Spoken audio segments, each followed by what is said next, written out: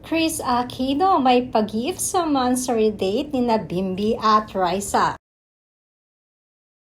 Napakaraming netizens nga ang talaga namang kinakikiligan ngayon dahil na rin sa namumuong tambalan sa long-time running noontime show na Eat Bulaga.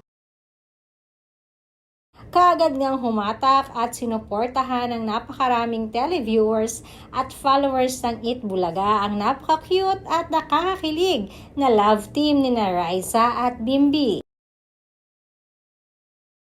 Subalit madami naman ang nakapansin na mukhang hindi naman di umano talaga scripted ang mga nangyayari ngayon sa kanilang dalawa.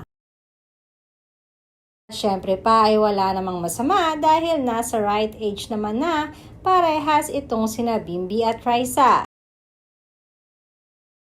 Mapapansin kasi na napaka-komportable ng dalawa sa isa't isa kahit na rin napakatagal ng panahon na hindi sila nagkikita or nagkakasama. At kanina nga ayon na rin sa aming source ay may pa-mini monthsary celebration itong sina Bimby at Raisa. Kung saan ay inaya pa nga ng date ni Bimby si Raisa sa isang coffee shop. Agad naman itong nag-trending at nabalitaan pa nga ng mami ni Bimby na si Chris Aquino. Kaya naman sobrang naaliw di umano ito sa kaganapan ngayon sa dalawa.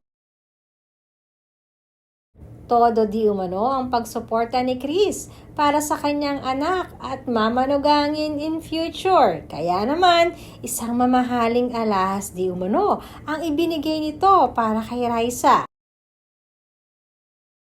At knowing Chris Aquino, alam naman natin kung gaano siya kagalante, lalo na kapag nagustuhan kanya talaga.